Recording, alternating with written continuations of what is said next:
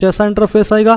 यहाँ पर आपको स्टूडेंट के सेक्शन में आना है और रजिस्ट्रेशन के ऊपर क्लिक करना है। रजिस्ट्रेशन के ऊपर क्लिक करने के बाद में आपके सामने देखने को मिलेगा स्टूडेंट रजिस्ट्रेशन 2022-2023। यहाँ पर आप देख सकते हैं अगर आप SC ST जनरल कैटेगरी है और फ्रेश है यानी कि फर्स्ट टाइम आप रजिस्ट्रेशन कर रहे हैं स्कॉलरशिप के लिए, तो आप यहाँ पर प्री मैट्रिक यानी कि अगर आपने 9वीं में है तो आप यहाँ पर ये वाला क्लिक करेंगे। अगर आप पोस्ट मैट्रिक यानी कि अगर आप 12वीं में है और इंटरमीडिएट यानी कि फ्रेश है यानी कि फर्स्ट ईयर है, आपने इसके पहले कोई अप्लाई नहीं किया तो आप इसके ऊपर क्लिकेंगे। फिर यहाँ पर है post matric other than intermediate fresh यानी कि आप पोस्ट मैट्रिक यानी कि 10वीं के बाद में है और आपकी जो क्वालिफिकेशन है बाद की वो 12वीं भी नहीं है, कोई अन्य क्वालिफिकेशन है, तो यहाँ पर आप इसके ऊपर फ्रेश के ऊपर क्लिक करेंगे। अगर आप पोस्ट मैट्रिक है और किसी और अन्य स्टेट से है तो आप यहाँ पर इस वाले लिंक के ऊपर क्लिक करके रजिस्ट्रेशन करेंगे। इसी प्रकार से यहाँ पर आपको अन्य कैटेगरी के लिए लिंक दिए, जैसे कि आप OBC कैटेगरी फ्रेश के लिए यहाँ पर देखेंगे प्री मैट्रिक यानी कि 10वीं से 9वीं का, पोस्ट मैट्रिक यानी कि जो आपकी 12वीं है उसके लिए, और यहाँ पर दिया है माइनॉरिटी कैटेगरी, जो माइनॉरिटी कैटेगरी है उनमें प्री मैट्रिक यानी कि 9th, पोस्ट मैट्रिक इंटरमीडिएट यानी कि आपका 12वीं और पोस्ट मैट्रिक 12वीं के अलावा। तो जिस पर भी आपको अप्लाई करना है रजिस्ट्रेशन करना है उसी के सामने आप क्लिक करेंगे। जैसे कि मैं माइनॉरिटी कैटेगरी में यहाँ पर प्री मैट्रिक यानी कि 9th इसको सिलेक्ट कर लेता हूँ। सभी पर रजिस्ट्रेशन करने का तरीका सेम है। इसके ऊपर क्लिक करने के बाद में यहाँ पर आपकी जिला पूछ जाएगा यानी कि डिस्ट्रिक्ट कौन सी है, वो डिस्ट्रिक्ट आपको यहाँ पर सिलेक्ट कर लेनी है। इसको सिलेक्ट करने के बाद में यहाँ पर जानकारी अपडेट होगी। फिर आएगा शिक्षण संस्थान, तो आपको यहाँ पर ये बताना कि कौन से कॉलेज से है आप उस डिस्ट्रिक्ट के, तो आपको यहाँ पर आपका कॉलेज जो भी है वो आपको सिलेक्ट करना होगा। ये सिलेक्ट करने के बाद में आप यहाँ पर देखेंगे वर्ग जाति समूह, आपकी कास्ट कैटेगरी कौन सी है, तो मैंने यहाँ पर अल्पसंख्यक सुना है यानी कि माइनॉरिटी, तो यहाँ पर माइनॉरिटी दिया है, मैं इसको सिलेक्ट कर लेता हूँ। आपकी जो भी कैटेगरी होगी उनमें वो यहाँ पर आ जाएगी। फिर रिलीजन, आपका रिलीजन कौन सा है वो आपको यहाँ पर सिलेक्ट कर लेना है। फिर आता है छात्र छात्रा का नाम, आपका नाम क्या है, आपको ये नाम जो आपकी क्वालिफिकेशन है यानी कि जो आपकी 10वीं वहाँ पर स्कूल में लिखवाया है वही नाम आपको यहाँ पर लिखना है। फिर आपको यहाँ पर आपके पिता का नाम लिखना है और यहाँ पर आपको आपकी माता का नाम लिखना है। फिर आती है जन्म तिथि, तो जन्म तिथि में आपको बोला कि सक्षम स्तर से निर्गत जन्म प्रमाण पत्र में जो आपकी जन्म प्रमाण पत्र में डेट ऑफ बर्थ है वही डेट ऑफ बर्थ आप यहाँ पर सिलेक्ट करेंगे। आप यहाँ पर इस प्रकार से पहले आपका डे लिखिए, फिर यहाँ से आपको स्लैश लगाना है, फिर यहाँ पर मंथ और इसके बाद में जो भी आपका ईयर है वो यहाँ पर आपको भर देना है। अब आता है लिंग, यानी कि आप मेल हो फीमेल हो ट्रांसजेंडर हो वो आपको सिलेक्ट करना है। फिर यहाँ पर आपसे पूछेगी कक्षा 8वीं उत्तीर्ण वर्ष यानी कि आपने 8वीं कौन से साल में की थी, वो ईयर आपको यहाँ पर सिलेक्ट कर लेना है। ये सिलेक्ट करने के बाद में यहाँ पर आपके सामने आएगा विद्यालय का नाम, कक्षा 8 में अध्ययन करने वाले यानी कि जहाँ पर आपने 8वीं की है उस स्कूल का नाम आपको यहाँ पर लिखना है। फिर आपको यहाँ पर अपना मोबाइल नंबर देना है जो कि आधार कार्ड से लिंक है और ये नंबर आधार कार्ड से लिंक होना चाहिए।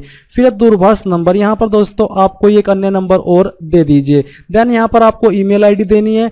फिर है स्वनिर्मित पासवर्ड डाले, आपको एक पासवर्ड क्रिएट करना है जो कि 6 से 12 अंकों के बीच में रहना चाहिए। पासवर्ड आपका किस तरह का हो आप यहाँ पर देख लीजिए। आपके पासवर्ड के अंदर इंग्लिश का कैपिटल वर्ड, स्मॉल वर्ड और फिर यहाँ पर कोई स्पेशल कैरेक्टर एंड यहाँ पर डिजिट होना चाहिए। कुछ इस प्रकार का पासवर्ड आपको रखना है और जो पासवर्ड आपने रखा है उसको दोबारा डाल करके वेरीफाई करना है। फिर यहाँ पर ये जो कैप्चा कोड है वो कैप्चा कोड आप फिल करेंगे और इन सभी को चेक करने के बाद में जानकारी को जो आपने भरी है वो आप यहाँ पर सबमिट पर क्लिक करेंगे। नाउ गाइस आप यहाँ पर देखेंगे कि जो आपका रजिस्ट्रेशन है वो हो चुका है और आपके सामने पूरी जानकारी आ चुकी है। अब आप यहाँ पर इस नंबर को भी नोट कर लेंगे और यहाँ पर प्रिंट के ऊपर क्लिक करके इसको प्रिंट कर लीजिए। अगर प्रिंटर मौजूद नहीं है अभी तो आप यहाँ पर इसको PDF के रूप में सेव कर लीजिए और बाद में प्रिंट करा लीजिएगा। देन यहाँ पर आप क्या करेंगे, आप होम के ऊपर क्लिक करेंगे। होम पर क्लिक करने के बाद में आपके सामने वेबसाइट का होम पेज आ जाएगा। अब आपको यहाँ पर क्या करना है, आपको स्टूडेंट के जो सेक्शन है इस पर आना है और फ्रेश लॉगिन में आपको प्री मैट्रिक स्टूडेंट लॉगिन तब चूज करना है अगर आपने 9वीं 10वीं के लिए स्कॉलरशिप का रजिस्ट्रेशन किया है और अगर आपने 11वीं 12वीं के लिए किया है तो आपको इंटरमीडिएट स्टूडेंट लॉगिन के ऊपर क्लिक करना है और अगर आपने 12वीं के अलावा अन्य किसी जो आपकी क्वालिफिकेशन है उसके लिए स्कॉलरशिप का रजिस्ट्रेशन किया तो आप यहाँ पर क्लिक करेंगे। तो मैंने प्री मैट्रिक के लिए किया यानी कि 9वीं 10वीं, तो यहाँ से मैं प्री मैट्रिक स्टूडेंट लॉगिन इसके ऊपर क्लिक करता हूँ। इसके ऊपर क्लिक करने के बाद आपके सामने कुछ ऐसा इंटरफेस होगा। अब आपको यहाँ पर वो रजिस्ट्रेशन नंबर भरना है जो कि आपको रजिस्ट्रेशन करने के बाद में मिला था। फिर यहाँ पर जो डेट ऑफ बर्थ आपने सिलेक्ट की थी रजिस्ट्रेशन करते समय वो डेट ऑफ बर्थ आप यहाँ पर भरेंगे और जो आपने आपने अपना जो पासवर्ड है वो क्रिएट किया था, बनाया था, जब रजिस्ट्रेशन किया था, वही पासवर्ड यहाँ पर भरना है और ये कैप्चा कोड फिल करके आपको सबमिट पर क्लिक करना है। सबमिट पर क्लिक करने के बाद आप यहाँ पर लॉगिन हो जाएंगे और आपके सामने कुछ इस तरह का इंटरफेस आ जाएगा, जहां पर आपकी रजिस्ट्रेशन की इन्फॉर्मेशन दी गई है और कुछ जानकारी आपको भरनी है। जैसे कि आप देख सकते हैं कि रजिस्ट्रेशन और रजिस्ट्रेशन स्लिप प्रिंट करे तक मेरा जो प्रोसेस है वो हो चुका है। अभी मुझे यहाँ पर जो छात्रवृत्ति हेतु आवेदन पत्र, इसके ऊपर क्लिक करना। नाउ गाइस, यहाँ पर रजिस्ट्रेशन की इन्फॉर्मेशन आपकी ऊपर की तरफ दी गई है और नीचे है व्यक्तिगत विवरण। यहाँ पर अब आपको कुछ महत्वपूर्ण जानकारी भरनी है। जैसे कि सबसे पहले पूछा है कि विगत स्कूल का नाम, यानी कि जो आपका प्रीवियस स्कूल है उसका नाम आपको यहाँ पर लिखना है। फिर आपके सामने 2 पॉइंट गत वर्ष का परीक्षाफल, यानी कि उसका रिजल्ट क्या था, तो आपको यहाँ पर बताना है कि आप पास हुए थे या फिर प्रमोटेड विद मार्क्स। अगर आप पास सिलेक्ट करते हो तो आपको यहाँ पर पूर्णांक यानी कि टोटल नंबर देने हैं और प्राप्तांक में वो नंबर लिखने हैं जो कि आपको प्राप्त हुए थे। फिर आपको यहाँ पर जो आपका बैंक है वो सिलेक्ट करना है कि आपका कौन सा बैंक है, किसके अंदर आपका खाता है। ये सिलेक्ट करने के बाद में यहाँ पर आप देखेंगे आपका जनपद यानी कि डिस्ट्रिक्ट, तो जो भी आपकी डिस्ट्रिक्ट है वो डिस्ट्रिक्ट आप यहाँ पर सिलेक्ट कर लेंगे। इसको सिलेक्ट करने के बाद है ब्रांच का नाम, तो यहाँ पर जो भी आपका ब्रांच नेम है वो आपको यहाँ पर सिलेक्ट कर लेना है। इसको सिलेक्ट करने के बाद में यहाँ पर आपको जो अन्य इन्फॉर्मेशन है वो देनी है, जैसे कि है छात्र छात्रा का बैंक खाता में अंकित नाम, यानी कि जो आपका नाम बैंक के अंदर है वही सेम नाम आपको यहाँ पर लिखना है। आईएफएससी कोड आपको ऑटोमेटिकली डिटेक्ट कर लिया जाएगा। फिर आता है छात्र छात्रा का बैंक खाता संख्या, यानी कि आपको अपना अकाउंट नंबर यहाँ पर लिखना है 10.A में, और यहाँ पर जो आपका बी है 10.B, इसमें आपको आपका अकाउंट नंबर दोहराना है, यानी कि दोबारा लिखना है, उसको वेरीफाई करना है।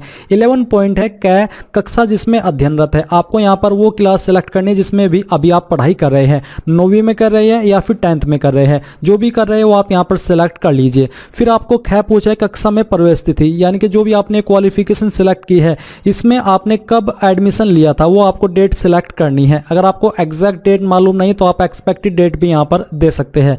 इसके बाद है बोर्ड का पंजीयन क्रमांक, यानी कि जो आपका पंजीयन यानी कि रजिस्ट्रेशन क्रमांक है बोर्ड का, वो आपको यहाँ पर लिखना है। बोर्ड का नाम किस बोर्ड है, यूपी बोर्ड, सीबीएसई, जो भी है वो आप यहाँ पर सिलेक्ट कर लेंगे। फिर है ट्रांसफर सर्टिफिकेट नंबर, अगर आपका जो सर्टिफिकेट नंबर है ट्रांसफर का वो आपके ऊपर एप्लीकेबल है तो आपको यहाँ पर उसका नंबर देना है। साथ ही ट्रांसफर सर्टिफिकेट का दिनांक, यानी कि जो ट्रांसफर सर्टिफिकेट है उसकी डेट क्या है वो भी आपको यहाँ पर देनी होगी, अगर आप ये 14 पॉइंट की जानकारी दे रहे हैं। फिर है आपका पता, तो जो भी आपका एड्रेस है वो एड्रेस आप यहाँ पर लिख देंगे। फिर यहाँ पर आपको आपका पिन कोड दे देना है, जो भी आपका पिन कोड है।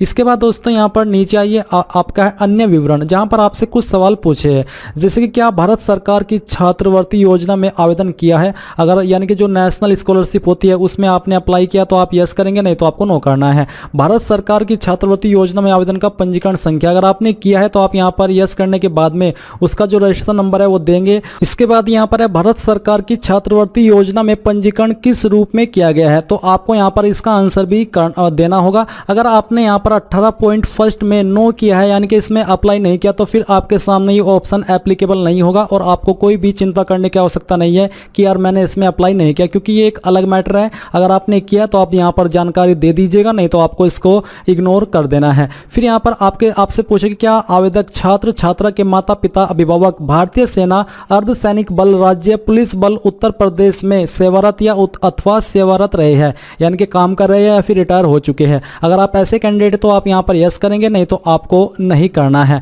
अगर आप हाँ करते तो फिर आपको भारतीय सेना, अर्धसैनिक बल, राज्य पुलिस बल उत्तर प्रदेश में की जा रही सेवा का प्रकार सिलेक्ट करना होगा और माता पिता अभिभावक की सेवा की वर्तमान स्थिति भी सिलेक्ट करनी होगी, बतानी होगी। फिर अब माता पिता अभिभावक की सेवा संबंध दिए जाने वाले प्रमाण पत्र का विवरण भी आपको यहाँ पर देना होगा, अगर आप इसमें यस करते हैं। फिर विकलांगता प्रकार, यदि विकलांग हो, अगर आप है तो आप यहाँ पर आपकी विकलांगता का प्रकार सिलेक्ट कर लीजिए, नहीं तो यहाँ पर दोस्तों आप इसको ऐसे ही रहने दीजिए कि हाँ मुझे कोई विकलांगता नहीं है। फिर अगर आप यहाँ पर इसमें से कोई विकल्प सिलेक्ट कर रहे हैं तो आपको बताना कि आपकी विकलांगता की परसेंटेज कितनी है और विकलांग भत्ता आपको कितना मिलता है रुपए में, वो भी आपको बताना होगा। अब आपसे यहाँ पर पूछा कि राष्ट्रीय आपदा की स्थिति में प्रभावित परिवारों के निराश्रित हुए अध्ययन पात्र छात्र छात्राओं को तथा इससे इतर सामान्य रूप से निराश्रित हुए छात्र छात्राओं को प्रथम वरीयता प्राथमिकता प्रदान किया जाना, सक्षम स्तर से निर्गत व्यक्तिगत मृत्यु प्रमाण पत्र के अनुसार। यहाँ पर बोला है कि छात्र छात्रा के माता पिता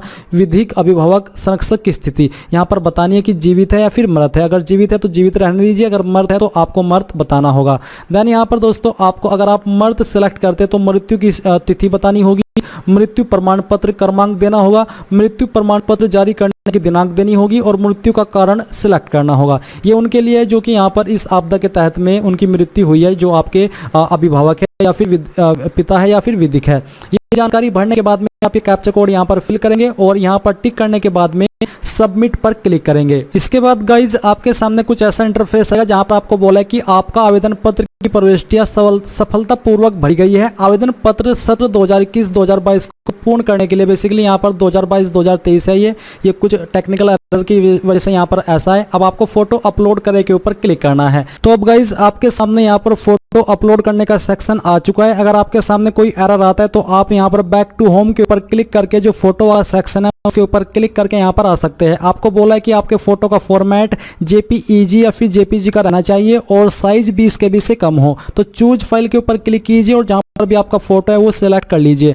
मैं इस फॉर्म को डेमो के रूप में यानी कि एग्जांपल के लिए भर रहा हूँ, तो यहाँ पर मैं एक रैंडम इमेज सिलेक्ट करता हूँ इसको और ओपन कर लेता हूँ। ओपन करने के बाद आपकी फाइल का नेम यहाँ पर आएगा, फिर आपको अपलोड फोटो के ऊपर क्लिक करना है। इसके ऊपर क्लिक करने के बाद आप यहाँ पर देखेंगे student uploaded photo successfully, please view your photo on click view button, यानी कि आप व्यू फोटो के ऊपर क्लिक करके आपका फोटो भी यहाँ से व्यू कर सकते हैं। तो चलिए हमने यहाँ पर इसको अपलोड कर दिया। अब आप यहाँ पर फिर से बैक टू होम के ऊपर क्लिक करेंगे। बैक टू होम के ऊपर क्लिक करेंगे, करने के बाद में फोटो वाला सेक्शन हो चुका है। अब आप आवेदन पत्र को संशोधित करें, यानी कि अगर आप अपने फॉर्म के अंदर कोई चेंजेस करना चाहते हैं वो कर सकते हैं। आप यहाँ पर जितनी भी जानकारी आपने अभी तक भरी है उन सभी को चेक कर लीजिए और चेक करने के बाद में जो कैप्चा कोड है नीचे इसको यहाँ पर फिल करेंगे, यहाँ पर टिक करेंगे और सबमिट के ऊपर क्लिक करके यहाँ से आपको ओके कर दीजिए। इसके बाद यहाँ पर आपका जो फॉर्म है वो संशोधित यानी कि चेक हो चुका है। आप फिर से यहाँ पर बैक टू होम के ऊपर क्लिक करें। क्लिक करने के बाद में यहाँ पर आपको बोला है कि आयु एवं जाति प्रमाण पत्र हेतु, तो यहाँ पर आप पंजीकरण हेतु प्रमाणीकरण हेतु तो आपको यहाँ पर क्लिक करना है।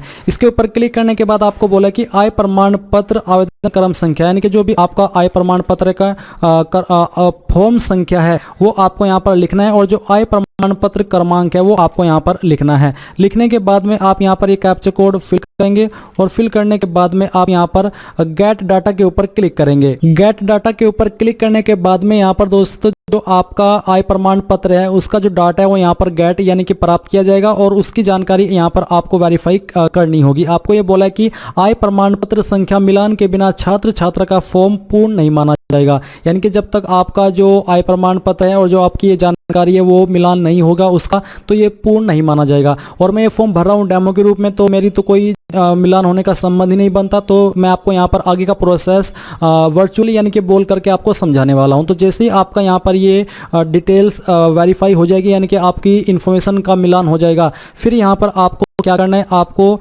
जो प्रमाणीकरण हेतु यानी कि पहले तो आपको आय प्रमाण पत्र वेरीफाई करना है, फिर आपको जाति प्रमाण पत्र वेरीफाई करना है। देन यहाँ पर बोला कि प्रमाणीकरण हेतु आधार नंबर डाले, यानी कि आपको पूरा वेरिफिकेशन करने के लिए इस वाले सेक्शन में आकर के अपना आधार नंबर वेरीफाई करना होगा। देन यहाँ पर दोस्तों आप जांच हेतु आवेदन प्रिंट करें, यानी कि जो आपका जितना अभी तक आपने स्कॉलरशिप फॉर्म भरा है उसको आप प्रिंट करके पूरी जानकारी अच्छे से वेरीफाई कर लेंगे। फिर आपको बोला कि संस्था में जमा करने हेतु आवेदन प्रिंट करें। फिर आपको यहाँ पर इस सेक्शन में आकर के आपके फॉर्म का कंप्लीट प्रिंट निकाल लेना है और फिर ये आपको जो आपका जहाँ पर संस्था यानी कि स्कूल कॉलेज है वहाँ पर जाकर के आपको इसको जमा करना होगा। तो इस प्रकार से आप लोग इस फॉर्म को भर पाएंगे। माफ़ी चाहता हूं क्योंकि मैं वैसे इस डेमो के रूप में इस फॉर्म को भर रहा हूं, तो मेरे पास जाति प्रमाण पत्र और आय प्रमाण पत्र रहने का कोई सवाल नहीं होता, इसलिए मैं आपको ये जो 2 स्टेप है नहीं करके दिखा पाया। बट मैंने आपको बता दिया है कि यहाँ पर आपकी रियल इन्फॉर्मेशन होनी चाहिए उसके अंदर, यानी कि सेम नाम आपका उसके अंदर होना चाहिए आय प्रमाण पत्र के और जाति प्रमाण पत्र के, तभी आपका फॉर्म पूरी तरीके से मैच हो पाएगा। एंड देन आप यहाँ पर अपने फॉर्म का फाइनल प्रिंट आउट ले पाएंगे। तो इस प्रकार से आप लोग यूपी स्कॉलरशिप ऑनलाइन फॉर्म 2022-2023 को भर पाएंगे। आई होप ये प्रोसेस आपको पसंद आया होगा। So thanks for watching. जय हिंद।